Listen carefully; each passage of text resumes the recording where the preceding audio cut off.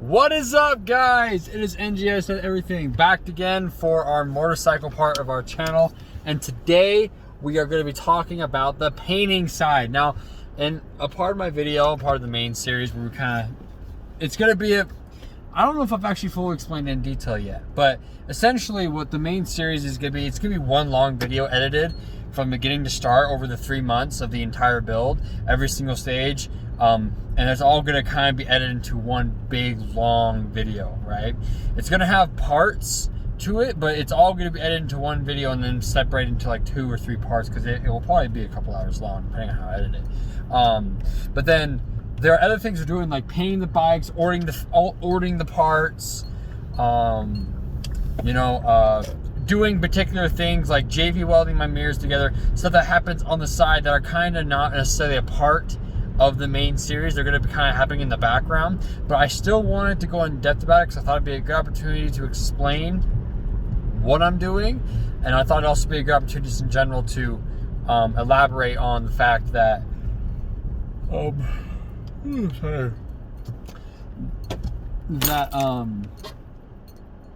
fucking cars are everywhere out here, and kind of just elaborate on the fact that, come on, go.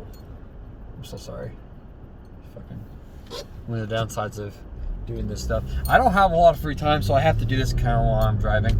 I'm trying to focus too much on the camera because I know that's kind of stupid, but I'm trying to multitask here. But anyways, so overall, just it's not all together. So I'm making separate series alongside the main one, which is like the time-lapsed edited video.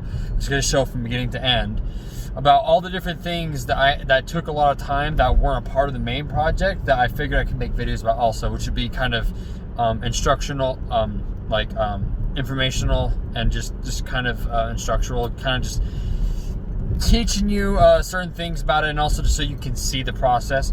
I already started a lot of the process and I recorded some of it, but I haven't gotten too far into it. I'm still compiling everything together.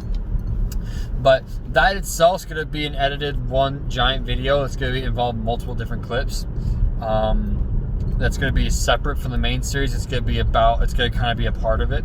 Like if you want to learn how I paint my time, there's a little mini series about this kind of deal. So this video is a part of that video. This video is going to explain every single step to painting, what has to be done, or I think should be done. There are many ways to do it. Usually they're not that different, but everyone has a unique way of doing it. I personally have found the way I've done it to work really well. And I used to actually physically be a painter.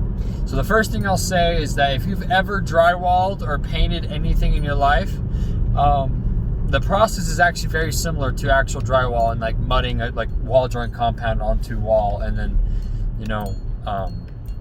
sanding it off.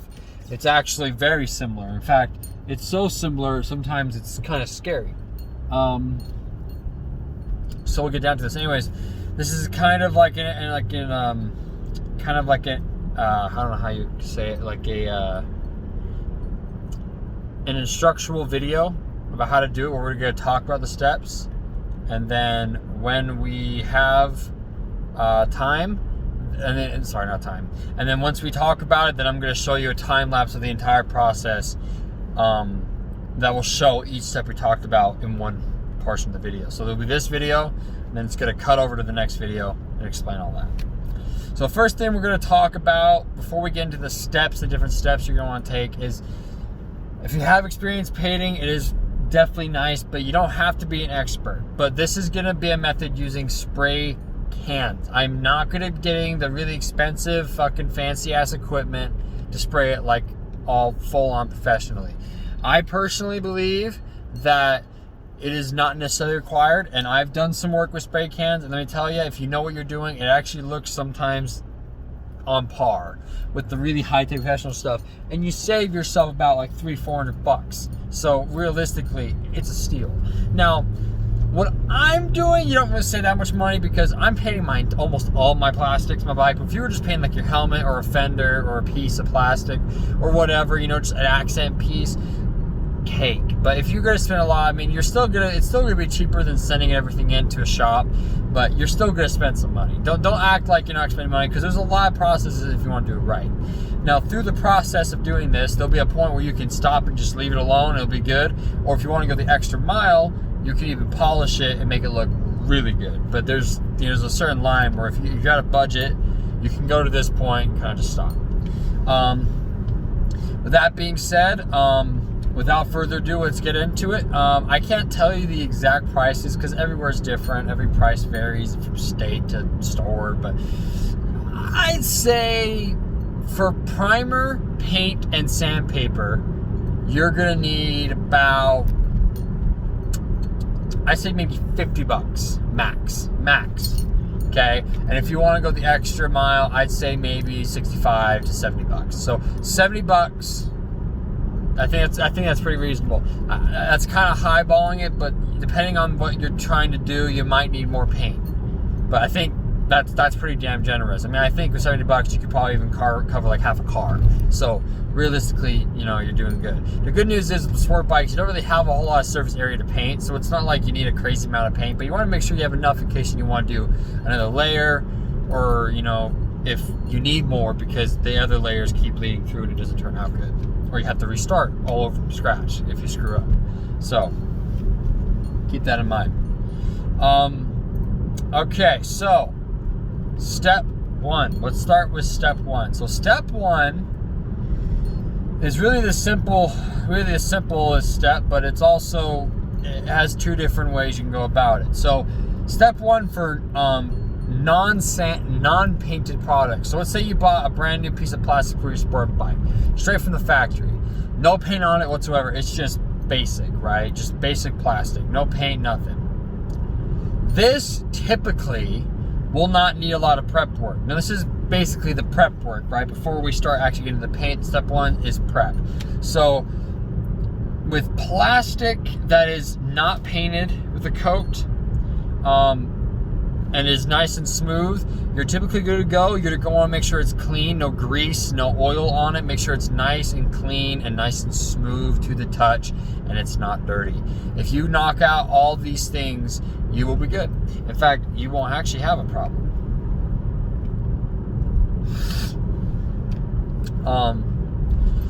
And you're basically a step ahead of everybody else. If you don't have a coat of paint on it previously, so basically you're not repainting it, you do technically still need a primer, because the primer is going to help the plastic color and just overall the paint better adhere to the plastic. That's what primer is. It's basically a way for paint to better stick to the surface, and it also acts as like a barrier for other things to not bleed through, like color. So if you were to do like black, you were like repainting black with yellow, okay, and you put a white primer down. If you don't put enough primer down, or if you didn't put the primer down and you painted, the color would actually, the black would shine through the yellow and it would look like kind of like popcorn. It would look gross. So it's just, you want primer down because it helps make sure that color doesn't bleed through, and it helps a new color stick on. So good way to look at primer. Now, what I would recommend is Sandable Primer. Don't get regular primer, because regular primer, it's not going to really do it's not going to do a great job for like sealing up cracks and stuff. But Sandable Primer has a consistency and thickness almost similar to mud, so it will fill in. You can go in kind of heavy, right? You can go in really heavy with the primer in the first coat, and then you can sand down the highs and the lows, get everything nice and smooth. But it would actually fill in some defects, not everything, but some things. Now, before we get into primer, I just wanted to make sure you guys knew that I recommend Sandable Primer. It's an actual thing. I can even show you the can I have in my storage. Something else you guys are going to need to know is if it's painted already. Now, obviously, a lot of people like myself are actually repainting existing paint, whether it be OEM or aftermarket. Whatever it is, whether you did it or some hillbilly did it or something like that, and you want to redo it, here are the steps you're going to follow. Now, same thing goes with the plastic that isn't painted. If the surface is rough, you're actually going to want to sand it down so it's nice and smooth. You don't want stuff sticking up like pieces of plastic or little like sharp ends or whatever. You want everything to be nice and smooth and nice, and you want, like, going hand, you want it to be nice and smooth. You want it to feel really smooth. You don't want to have any like grip on it. You want it to be like slippery smooth, okay? Same thing goes with old paint. Now, old paint, some paints don't stick good to other paint. So the first thing you're going to want to do is you're going to want to get some sandpaper, and you're going to actually want to sand it down and make it smooth again. And maybe even remove a very light layer of that old paint, kind of make sure that the new primer will stick really good, because sometimes paint have like this weird material in it that makes it so that when it dries, it doesn't want to, nothing else wants to stick on it. So it's really good, but just a really good rule of thumb to really sand the old coat down, and then before you start priming it. Now, for sandpaper, it varies on what you're doing. If you have an aggressive amount of sanding to do, I recommend using 500 to 800 grit to make sure that you get all that crap up and make sure it's nice and smooth.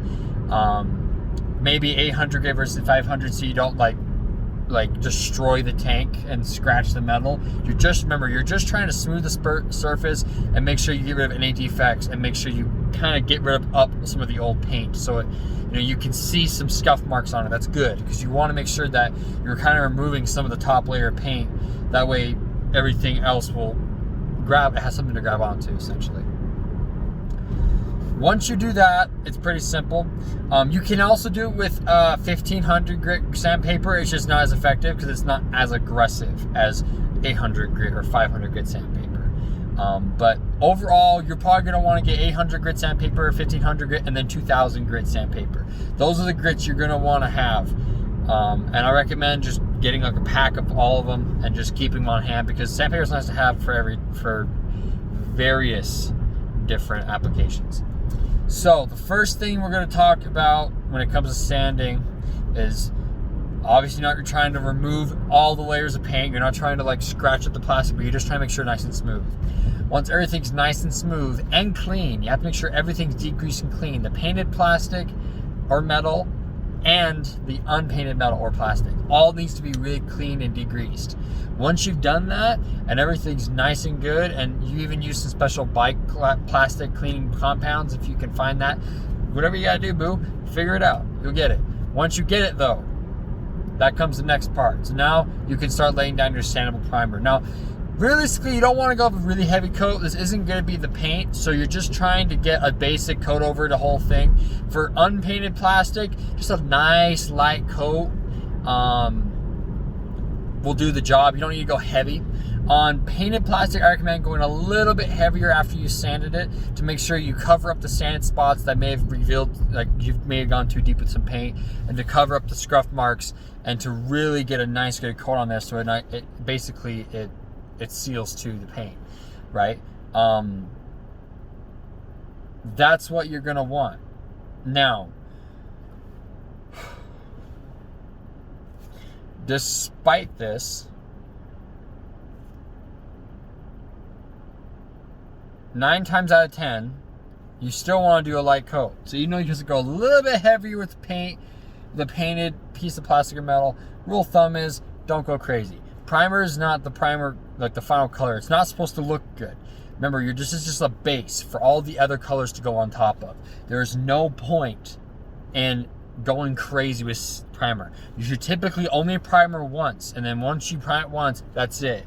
If you have to resand a lot of it because you messed up and it's made a mess and it does not look good, fine. But typically you should never even have to consider that. That's something that you should never really even have to do, right? But anyways, let's get back into the steps here. So now you understand sanding from the verbal sense, and again, I'm going to show you a visual representation of it later. But now that you understand that concept of sanding, okay, now you're ready for that. Now you gotta let it dry. Now obviously, you can't just slap all this on within a couple minutes. This takes time. I recommend spending an entire day doing all this stuff. You might even end up spending 2 days, depending on how detailed you want to go with this, or how many times you have to do it, depending on if you screw up. So really realistically think this is not a 5-minute project. This is a 5-hour to 6-hour to a day project. This is a big deal. If you want to look good and do a good job, you're going to do it. Even for that one thing I was talking about where you can stop at one point and not go the extra mile, even that will still take about 4 to 6 hours if you want to look good. So you don't want your paint to look bad. You don't want to be droopy. You don't want to be wet. You don't want to be smeared. You want it to look good, and you want to make sure that continues to look good. Because you don't want stuff to look like shit. There's a point to that. Okay, now, step 1, first layer of paint. Now remember, the first layer of paint is light as fuck, okay? Do not go heavy. Literally spray that bitch, and if you still see some white, it's fine. It's okay. You don't want to completely full-on thick-ass coat that bitch. You just don't want to do it, because if there are defects with the paint, or if something you missed in the primer starts to show in the paint, you'll want to know that by the first coat. Because all defects and all the problems you're going to have are most likely going to occur after that first coat. You solve all those problems then, the other 2 coats are going to be nice and smooth. It's going to be fine. But if you don't address the first coat properly, then any defects you have are going to shine through every single layer of paint you put on. And if that happens, the only way to fix it is either a lot of sanding, or you're going to have to sand it all off and redo it. By all the sanding, I mean like sanding the top layer off and trying to put a new layer of paint down. In some scenarios, which is the worst case scenario, you're going to have to remove it all off, which sucks. That's the worst case scenario. No one ever wants to have to do that, but it will have to happen if you screw up. Keep this in mind. Very light coat, just to get a feel for it. Now, when you first put the coat on, even with the primer, you're going to want to sand the primer down a little bit, just a light sanding with 1500 grit primer, just in general, because there's something called orange peel. It's basically a bunch of bumps that appear on the top of the paint. You're going to want to smooth that down unless you like the look. It kind of gives the bike a certain look, and it's very easy to notice from an angle. And you don't necessarily want that on your bike, because it kind of gives your bike, like I said, a certain look.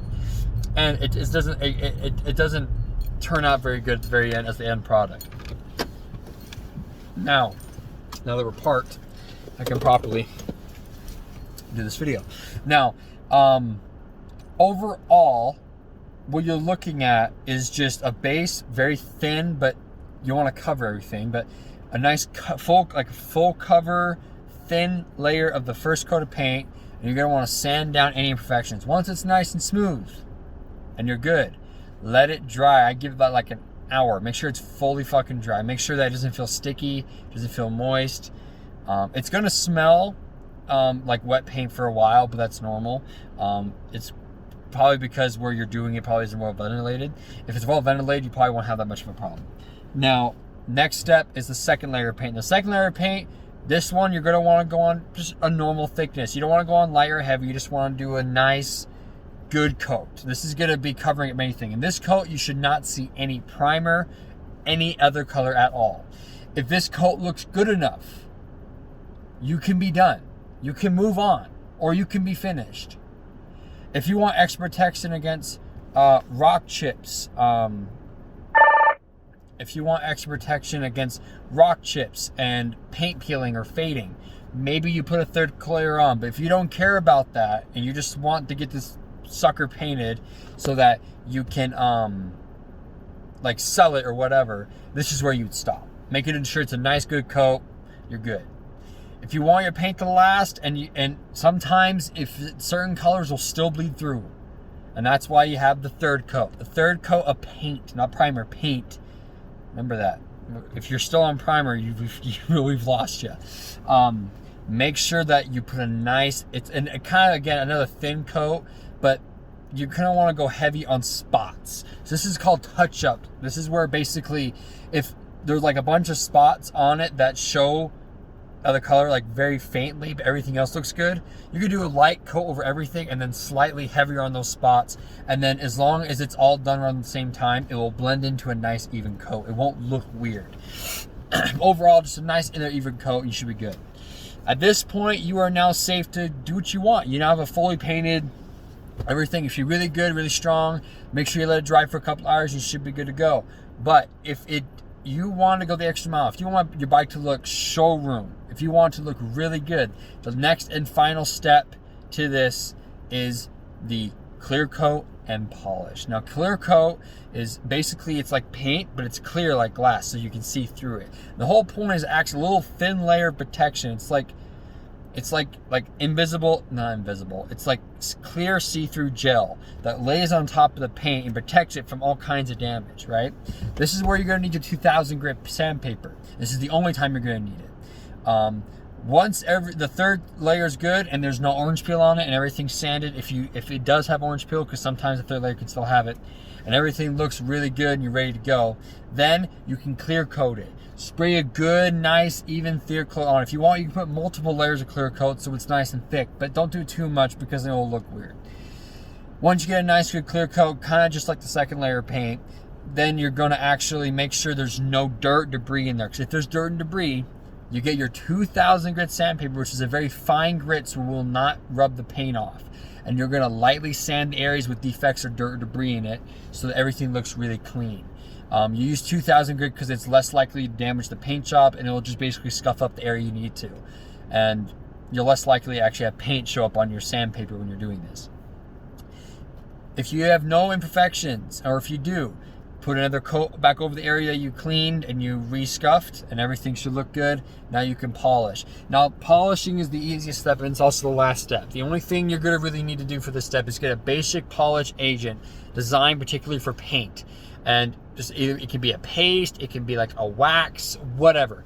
Just you squirt it on there, and then you get like a rag, preferably a dry, clean, not dirty rag, and you're gonna wipe it in until it goes away. And you're gonna keep repeating this process all over the bike until eventually all of it's gone and it looks nice and shiny and clean. It's gonna look so good. And that's it.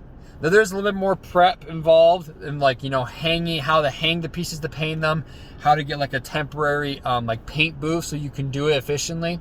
I will actually show all that. I feel like I had like a bug crawling in my fucking ear. That was weird. I will actually show you guys all that in the video portion of this, but that is the explanation of what's going to happen.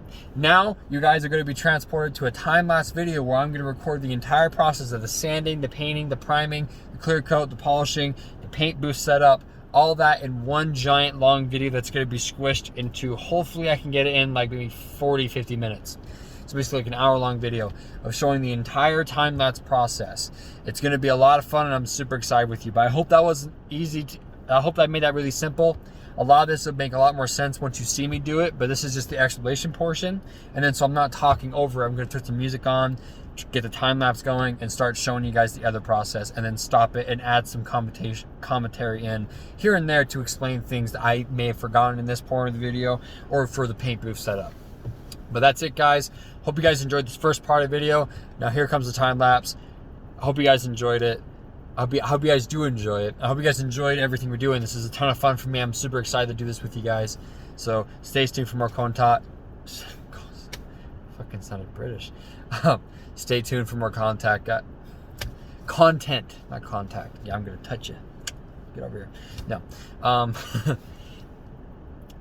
Stay tuned for more content, and then enjoy the video.